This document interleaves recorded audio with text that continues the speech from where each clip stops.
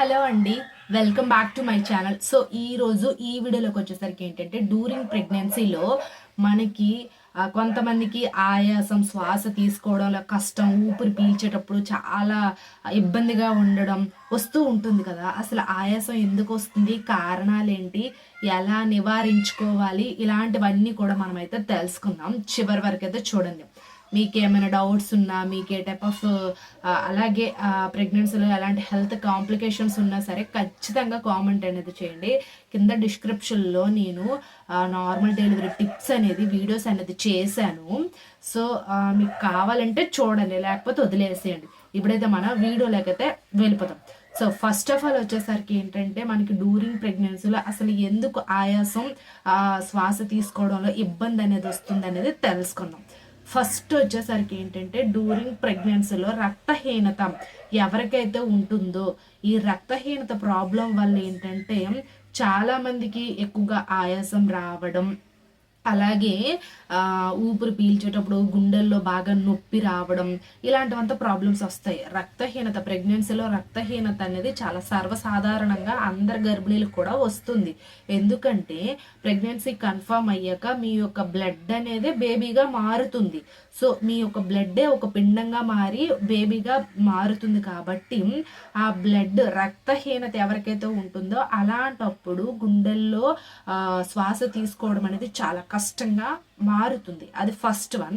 And second one వచ్చేసరికి ఏంటంటే pregnancy confirm అయ్యాక ఇంకా మనకి ఈ బ్లడ్ బాడీలో ఉండే బ్లడ్ ఫ్లో అనేది చాలా ఫాస్ట్గా వెళ్తుంది. సో ఆ బ్లడ్ ఫ్లో అనేది చాలా ఫాస్ట్గా వెళ్ళేటప్పుడు కూడాను ఊపిరి ఆయాసం, ఇలా అంటే ఊపిరి పీల్చుకోవడం, ఆయాసం రావడం, ఇలాంటి ప్రాబ్లమ్స్ కూడా వస్తాయి. అది అంటే బ్లడ్ ఫ్లో అంటే ఈ రక్త ప్రసరణ వ్యవస్థ అనేది చాలా ఫాస్ట్గా వెళ్తుంది. ఈ రక్త ప్రసరణ వ్యవస్థ అనేది చాలా ఫాస్ట్గా ఫ్లో అనేది ఉండడం వల్ల మనకి ఈ ఆయాసం అనేది వస్తుంది. ఇది second one. And third one వచ్చేసరికి ఏంటంటే మనకి ప్రెగ్నెన్సీ కన్ఫర్మ్ అయ్యాక ప్రెగ్నెన్సీలో మనకి అనేక హార్మోన్లు అనేది బాడీలో చేంజెస్ అనేది వస్తాయి హార్మోన్ల ప్రభావం వల్ల. అలా హార్మోన్లు రిలీజ్ అయ్యేటప్పుడు కూడా మనకి ఊపిరి పీల్చుకోవడంలో కష్టం అనేది ఉంటుంది. ఇది third one. And fourth one వచ్చేసరికి ఏంటంటే కొంతమందికి ఊబకాయం, ఓవర్ వెయిట్ ఉంటుంది కదా. సో ఊబకాయం కానీ ఓవర్ వెయిట్ కానీ ఉండే వాళ్ళకి కూడా ఈ ప్రాబ్లం వస్తుంది. అంటే ప్రెగ్నెన్సీ కన్ఫర్మ్ అయ్యాక కొంతమంది వెయిట్ గెయిన్ అనేది మరీ ఎక్కువగా అవుతారు. అంటే ఉండాల్సిన దానికంటే మరీ ఎక్కువగా ఈ ఊబకాయం లాగా బాడీ అనేది వెయిట్ గెయిన్ అనేది అవుతుంది. సో దానివల్ల కూడా ఊపిరి పీల్చుకునేటప్పుడు చాలా కష్టంగా ఉండడం, ఇలాంటివంత ప్రాబ్లమ్స్ అనేది వస్తాయి. సో అది fourth one. And fifth one వచ్చేసరికి ఏంటంటే మనకి ఇంకా నెలలు నిండే కొలది అంటే 6th, 7th, 8th, 9th మంత్కి వచ్చేసరికి ఏంటంటే మనకి బేబీ బంప్ పెరుగుతుంది కదా. సో బేబీ బంప్ పెరిగి బేబీ గ్రోత్ అవుతుంది. సో బేబీ బంపు పెరగడం వల్ల ఈ పొట్ట పెరుగుతునే కొలది కూడా ఆ పొట్ట బరువు అంతా మనకి బ్యాక్ వెన్నుముక్క పైన పడుతుంది.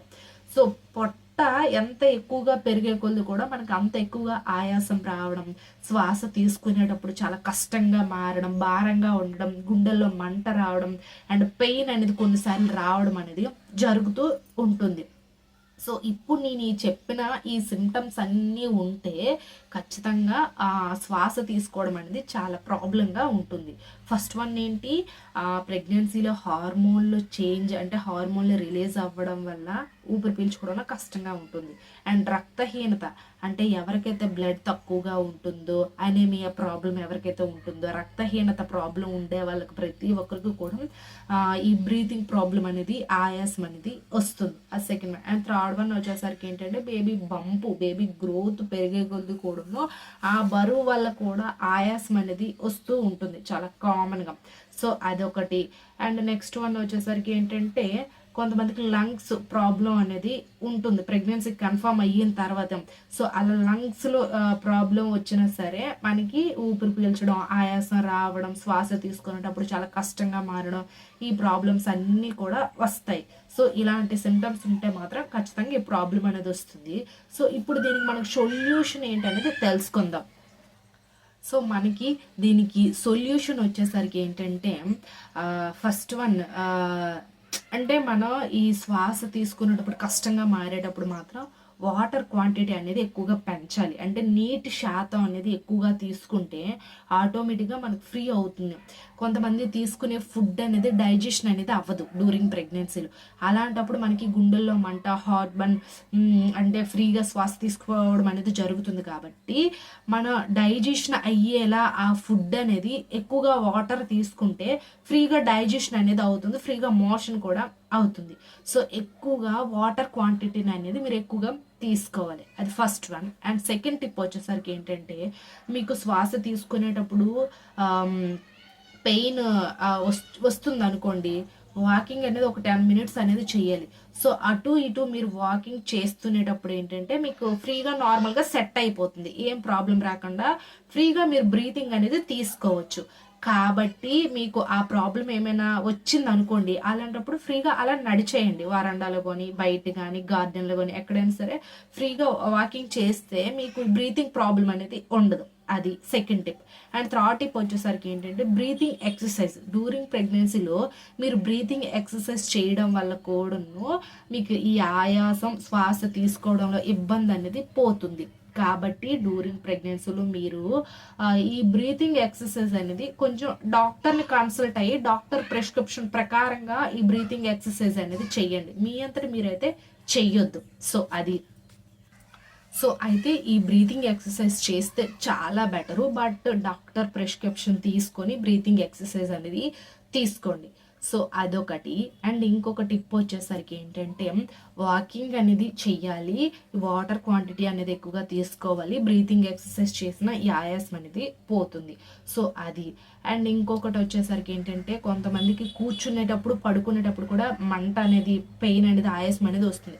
కాబట్టి కూర్చునేటప్పుడు స్లీపింగ్ పొజిషన్స్ కూడా కొంచెం అటు ఇటు చేంజ్ చేసుకోవాలి. అలా అయినప్పుడు కూడా మనకు కొంచెం రిలీఫ్ అనేది ఉంటుంది.